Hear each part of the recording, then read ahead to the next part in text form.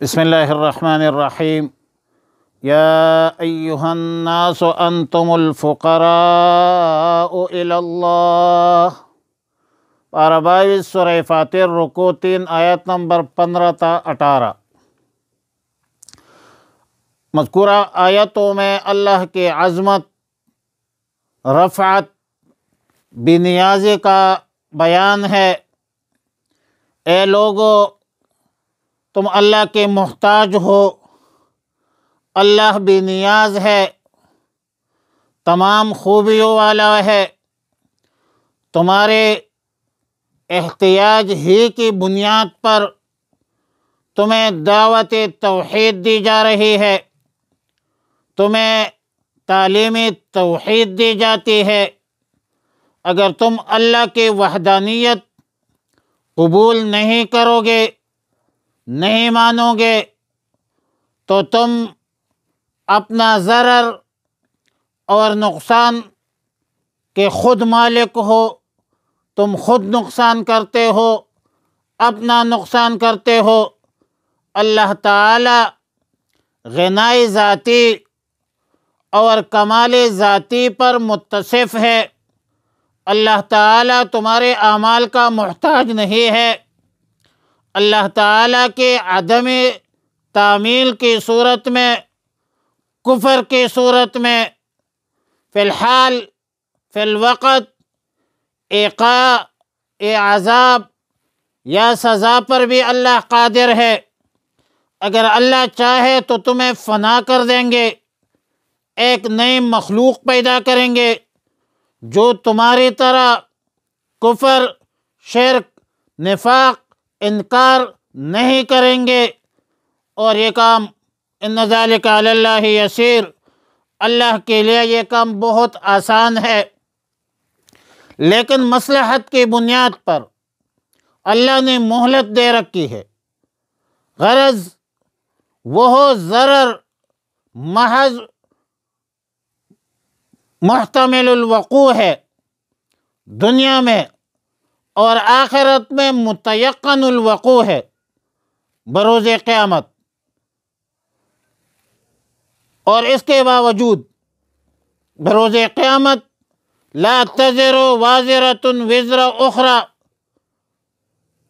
قیامت کے دن کوئی آدمی دوسرے آدمی کے گناہوں کا بوجھ نہیں اٹھا سکے گا۔ ہر ایک بندہ اپنا بوجھ خود اٹھائے گا، ان کو خود اٹھانا پڑے گا۔ سورہ عنکبوت کی آیت ہے وَلَيَعْلَمُنَّ أَثْقَالَهُمْ وَأَثْقَالًا مَعَ أَثْقَالِهِمْ۔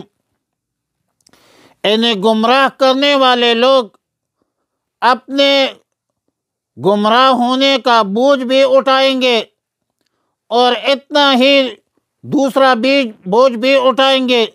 بظاہر دونوں آیاتوں کے مابین تعارض ہے، لیکن مطلب یہ نہیں ہے کہ جن کو گمراہ کیا ان کا بھی بوجھ بھی یہ لوگ ہلکا کر دیں گے، ایسا نہیں ہے، بلکہ ان کا بوجھ اپنی جگہ پر وہ اٹھائیں گے، اور یہ ڈبل بوجھ اٹھائیں گے۔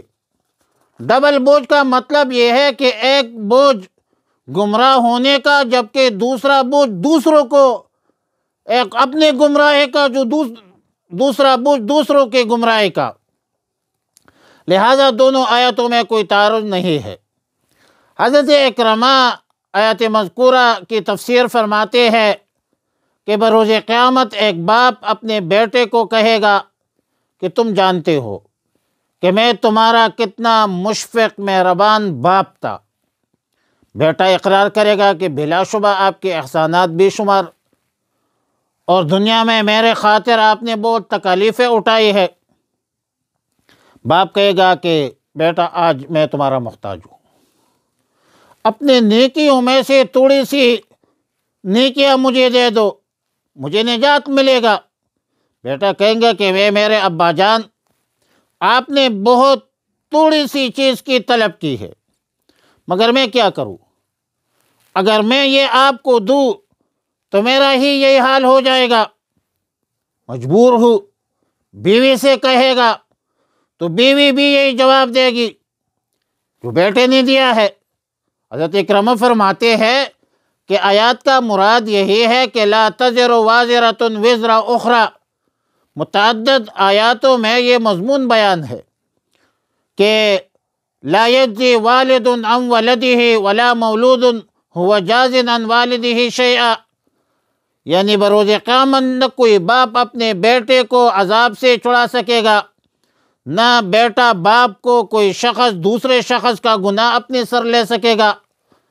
البتہ شفاعت کا معاملہ الگ ہے، لیکن ایک شخص دوسرے شخص کا گناہ جو ہے وہ نہیں اٹھا سکے گا، بلکہ یوم یفر المرء من اخیہ وامہ وابیہ وصاحبتہ وبنیہ لکل امرئ منہم یومئذ شأن یغنیہ۔ بروز قیامت انسان اپنے بھائی سے بھاگے گا، اپنے اماں سے، اپنے باپ سے، اپنی بیوی سے، اپنے اولاد سے، اسی لیے کہ کئی نیکی کا فرمائش نہ کرے۔